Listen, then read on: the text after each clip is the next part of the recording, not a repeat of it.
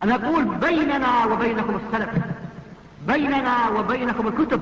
كان أحمد يقول البدع بيننا وبينكم الجنائز. بسم الله الرحمن الرحيم.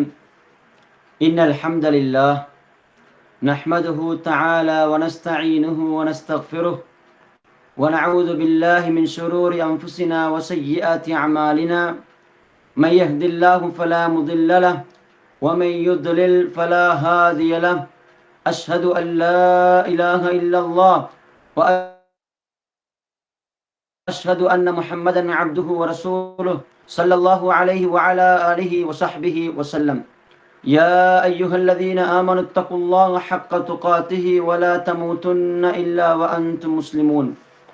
يا أيها الناس اتقوا ربكم الذي خلقكم من نفس واحدة وخلق منها زوجها وبث منهما رجالا كثيرا ونساء واتقوا الله الذي تساءلون به والأرحام إن الله كان عليكم رقيبا. يا أيها الذين آمنوا اتقوا الله وقولوا قولا سديدا يصلح لكم أعمالكم ويغفر لكم ذنوبكم ومن يطع الله ورسوله فقد فاز فوزا عظيما.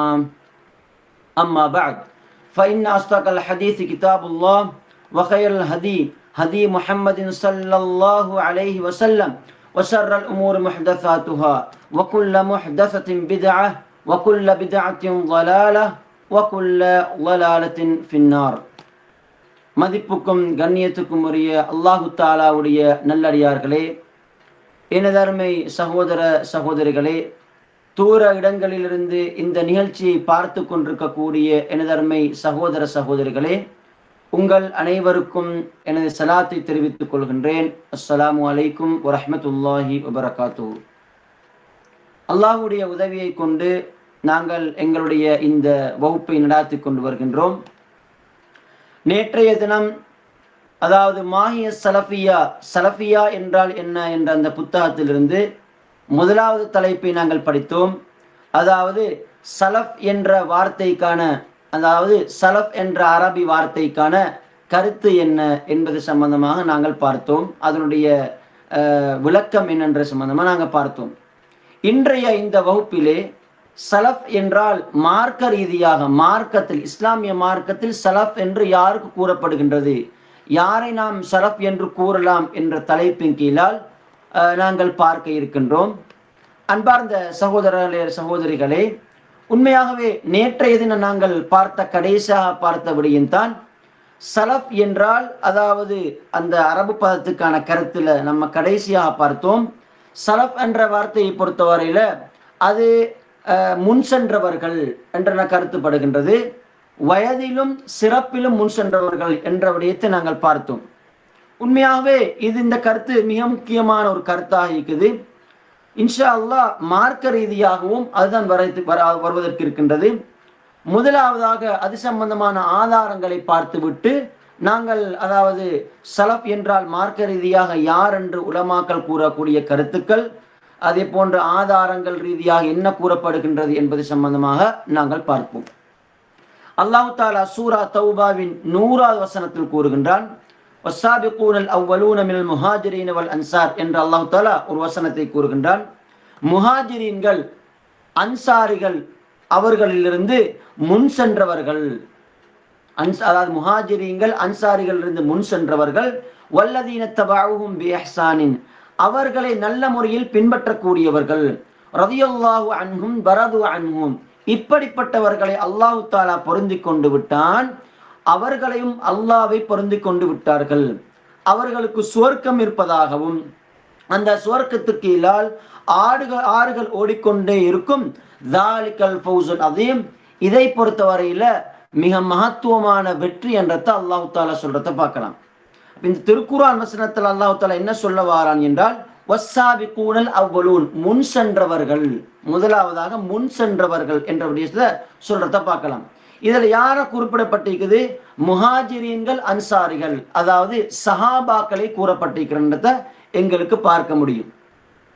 இரண்டாவது ஆதாரமாக புகாரி மற்றும் முஸ்லிம் என்ற கிரந்தங்கள்ல பதிவாயிருக்கக்கூடிய மிக முக்கியமான ஒரு ஹதீஸ் தான் அப்துல்லாஹ் இப்னு மஸ்ஊத் ரலியல்லாஹு அன்ஹு அவர்கள் அறிவிக்கின்றார்கள், அல்லாஹ்வுடைய தூதர் ஸல்லல்லாஹு அலைஹி வஸல்லம் அவர்கள் கூறுகின்றார்கள், மக்களில் சிறந்தவர்கள் கைருன் நாசி கர்ணி, மக்களில் மிக சிறந்தவர்கள் கர்ணி, என்னுடைய தலைமுறையினர் சார்ந்தவர்கள், என்னுடைய காலப்பகுதிக்குள் வாழக்கூடியவர்கள் என்று அல்லாஹ்வுடைய தூதர் ஸல்லல்லாஹு அலைஹி வஸல்லம் அவர்கள் கூறுவதை பார்க்கலாம்.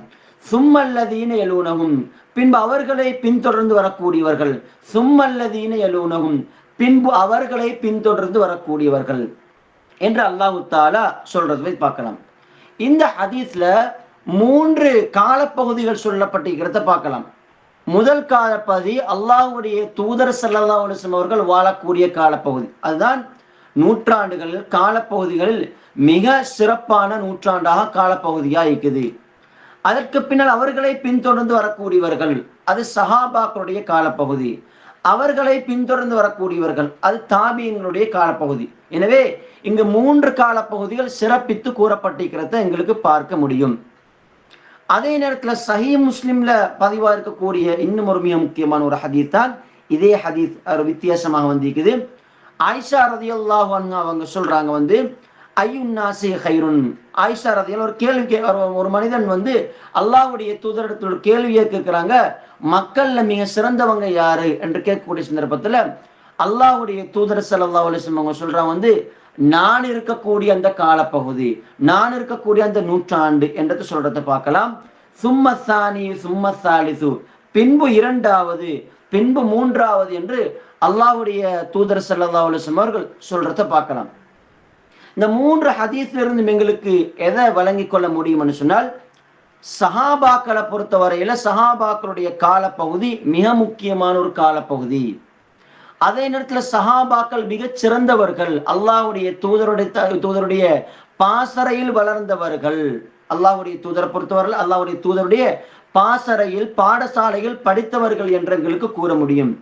அல்லாஹ்வுடைய தூதருக்கு பின்னால மக்கள்ல மிக சிறந்தவர்களாக இந்த சஹாபாக்கள் இருக்கின்றார்கள் என்பதை எங்களுக்கு இந்த ஹதீஸிலிருந்து தெளிவாக புரிந்து கொள்ள முடியும்.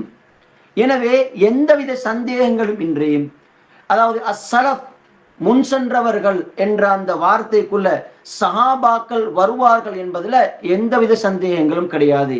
என்றால் சஹாபாக்களை பொறுத்தவரையில சிறப்பிலும் முந்தியவர்களாக இருக்கிறாங்க, மார்க்க அறிவிலும் முந்தியவர்களாக இருக்கின்றார்கள், அல்லாஹ்வை ஈமான் கொள்கின்ற விடயத்திலும் அவர்கள் முந்தியவர்களாக இருக்கின்றார்கள். எனவே சலஃப் என்ற அந்த பட்டியலுக்குள்ள சஹாபாக்கள் மிக முக்கியமானவர்களாக முதன்மையானவர்களாக இருக்கின்றார்கள் என்பதை இந்த இடத்தில் நாங்கள் தெரிந்து கொள்ள வேண்டும். இந்த விஷயத்துல ஒரு கேள்வி எங்களுக்கு வருது. என்ன கேள்வி என்றால், சஹாபாக்களுடைய காலப்பகுதியில வாழக்கூடியவங்க, தாபியங்களுடைய காலப்பகுதியில வாழக்கூடியவங்க, இவங்க வாழ்ந்தால் அவங்க அந்த சலஃபு சாலிஹ் என்ற வார்த்தைக்குள்ள சலஃபு சாலிஹ்களுடைய அந்த இடத்துல வருவாங்களா என்பது ஒரு கேள்வி. அவருடைய காலத்துல வாழக்கூடியவங்க எல்லாருமே சலஃபு சாலிஹ்கள் தானா, சலஃபுகள் தானா என்ற ஒரு கேள்வி எழும்புது. உண்மையாகவே இந்த கேள்விக்குரிய விடையை நாங்க பார்க்கக்கூடிய சந்தர்ப்பத்துல இல்ல, தெளிவாக எங்களுக்கு உறுதியாக சொல்ல முடியும், சஹாபாக்களுடைய காலப்பகுதியில் வாழக்கூடியவங்க அனைவருமே சலஃபுகளுடைய அந்த பட்டியல்ல வர மாட்டாங்க. இந்த பட்டியல் இந்த நிபந்தனையோடு, சஹாபாக்களுடைய காலத்தில் வாழ வேண்டும் என்ற அந்த நிபந்தனையோடு இன்னொரு மிக முக்கியமான ஒரு விஷயம் சேர்க்கப்பட வேண்டும். அது என்னவென்றால், அந்த சஹாபாக்களுடைய காலத்துல தாபியங்களுடைய காலத்துல வாழக்கூடியவங்க எப்படி இருக்க வேண்டும் என்றால், அல் குர்ஆனையும் அஸ்ஸுன்னாவையும் பின்பற்றுவதோடு சஹாபாக்களுடைய விளக்கத்தை எடுக்க வேண்டும் என்ற விஷயத்தையும் இந்த நிபந்தனையையும் நாங்க இந்த விஷயத்தோடு சேர்க்க வேண்டியது. அப்படி சேர்க்கின்ற போதுதான் சலஃபு சாலிஹ்கள் யார், அதே போன்று அஸ்ஸலஃபு தாலிஹ் கெட்டவர்கள் சலஃபுகளா முந்தி இருக்கிறாங்க, அவங்க சலஃபு சாலிஹ் சிறந்த, அதாவது சலஃபு சாலிஹ்கள் சிறந்தவர்கள் என்ற பட்டியலுக்குள்ள யார் வருவாங்க யார் வரமாட்டாங்கன்றது எங்களுக்கு திட்ட தெளிவாக புரிந்து கொள்ள முடியும். ஏனென்றால் இதுக்கு எங்களுக்கு சஹாபாக்களுடைய காலத்தில் நடந்த சில நிகழ்வுகள், சில சம்பவங்களை எங்களுக்கு ஒரு ஆதாரமாக திட்ட தெளிவான எங்களுக்கு ஆதாரமா எடுக்க முடியும். சிலர் சஹாபாக்களோட காலத்துல வாழ்ந்திருக்கிறாங்க, ஆனா அவர்கள் சலஃபு சாலிஹ் நல்லடியார்களோட பட்டியல் அவங்க வர மாட்டாங்க. அவங்கள ஒரு கூட்டத்தினர் தான் கதரியாக்கள். கதரியாக்கள் சம்பந்தமாக நாங்க அறிந்திருக்கிறோம். இந்த கதரியாக்களை பொறுத்தவரையில கலா கதிர் விஷயத்துல வழிகட்டு சென்ற மிக முக்கியமான கூட்டத்தினர். இவங்க யாருடைய காலத்துல வாழ்ந்தாங்க? சஹாபாக்களுடைய காலத்தினால இவர்கள் வாழ்ந்தார்கள். ஆனால் அவர்கள் வழிகட்டு சென்று விட்டார்கள் என்றதை நம்ம புரிஞ்சு கொள்ள வேண்டியது. அதனால்தான் சஹீஹ் முஸ்லிமில் பதிவாயிருக்கக்கூடிய மிக முக்கியமான முதல் ஹதீஸ் என்ன தெரியுமா? அப்துல்லாஹ் இப்னு உமர் ரலியல்லாஹு அன்ஹு அவர்களுடைய ஹதீஸ் அங்க முதல் ஹதீஸா வருது.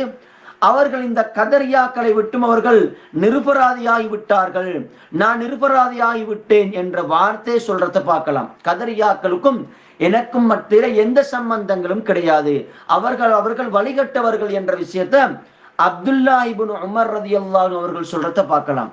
இப்ப இவங்க யாரோட காலத்துல வாழ்ந்தாங்க? சஹாபாக்களோட காலத்துல வாழ்ந்தாங்க.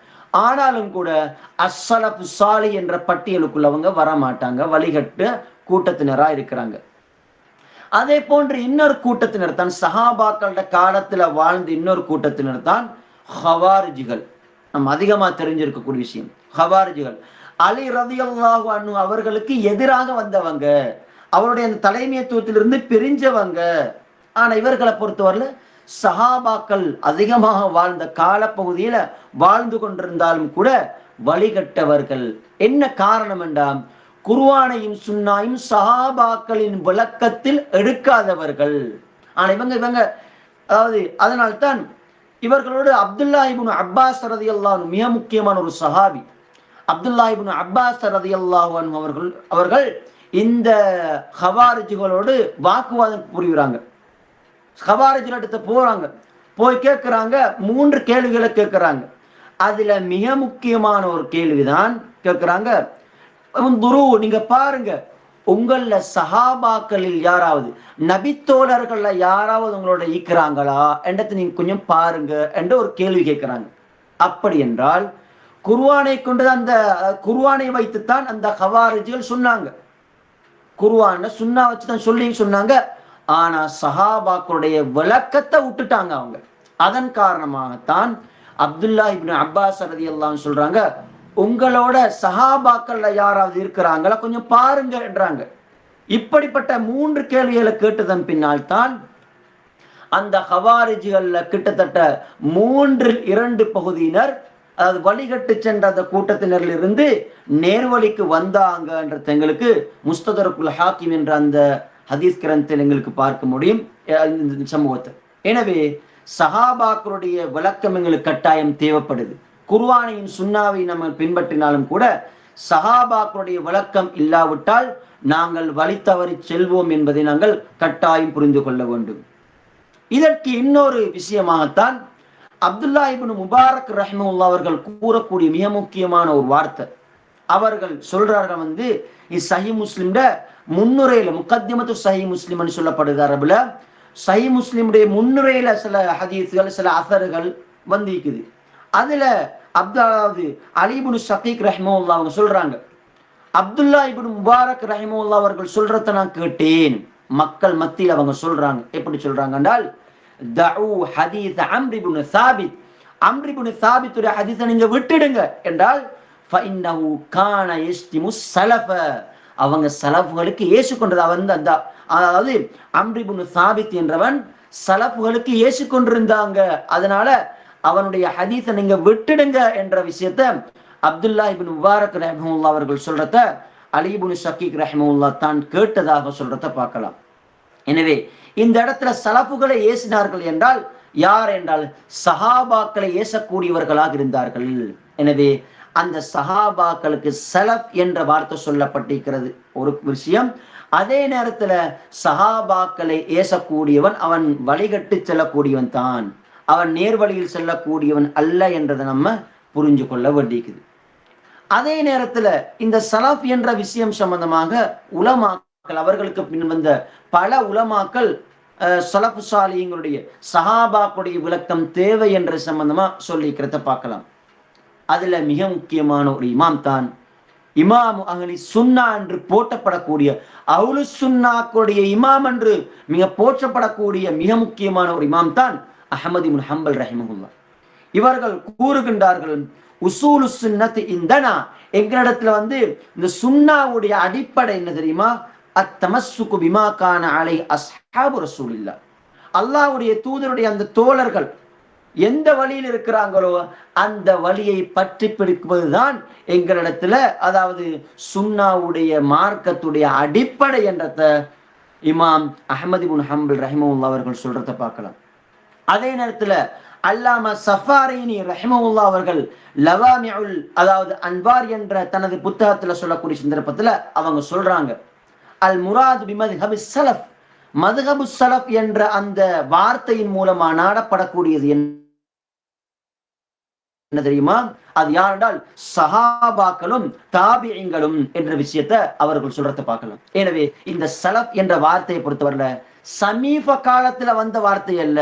இன்று, அதாவது இந்த இஸ்லாத்தில் இருக்கக்கூடிய இஸ்லாமிய பிரச்சாரம் செஞ்சு கொண்டிருக்கக்கூடிய ஒரு சில தாயிகள், அழைப்பாளர்கள் என்ன செய்யறாங்கன்னு சொன்னால், சலஃபா அது என்ன வார்த்தை, இது யாரு சொன்னது, குர்ஆன்ல எங்க வந்திருக்குது, ஹதீஸ்ல எங்க வந்திருக்குது என்று ஒரு வழிகட்ட கூட்டத்தினர் என்ற அந்த அமைப்புல சலஃபு ஸாலிஹீன்களை சலஃப் என்ற வார்த்தை சொல்றத பார்க்கலாம்.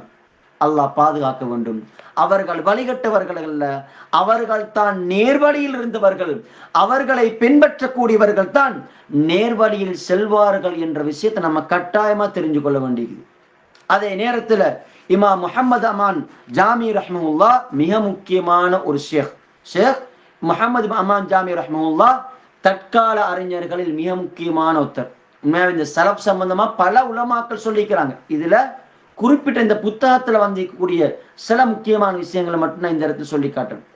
அவங்க சொல்றாங்க, அதாவது சலஃப் என்ற வார்த்தையை கொண்டு நாடப்படக்கூடிய விஷயம் என்ன தெரியுமா? அது அல்லாஹ்வுடைய தூதர், அல்லாஹ்வுடைய தூதரின் தோழர்களைத்தான் நாடப்படுது. சலஃப் என்றால் அவர்கள் தான். அதற்கு பின்னால் அவர்களை பின்தொடர்ந்து வந்த தாபிஈங்கள் என்ற விஷயத்த சொல்றத பார்க்கலாம்.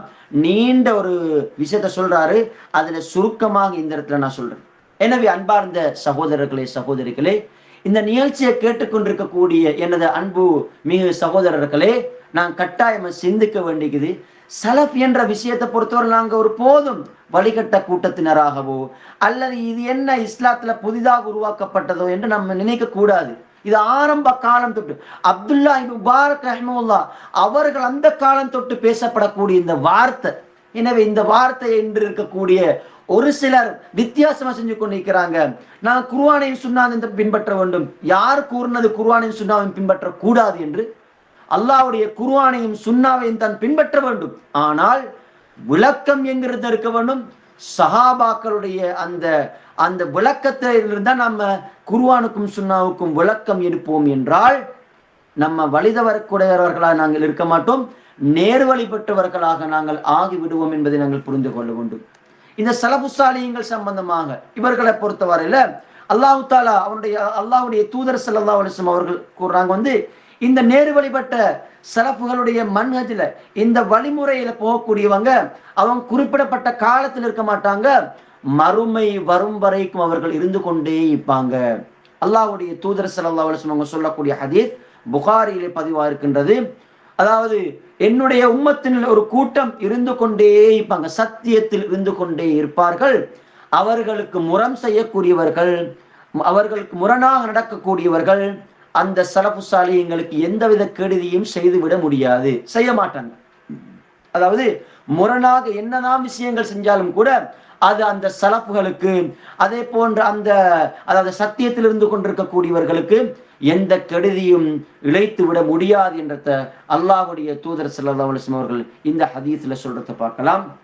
எனவே சுருக்கமாக நாங்கள் சொல்றதாக இருந்தால், கடைசியாக இந்த வகுப்புடைய கடைசியாக சலஃப் என்ற வார்த்தை மார்க்கத்துல யாருக்கு சொல்லப்படுறன்னு சொன்னால் அது சஹாபாக்கள், தாபிஈங்கள், இவருடைய வழிகளில் யாரெல்லாம் செல்கின்றார்களோ அவர்கள் மன்ஹஜு சலஃப், சலஃபிகளாக இருக்கின்றார்கள் என்பதை இந்த இடத்தில் ஞாபகமூட்டிக் கொண்டு விடைபெறுகின்றேன்.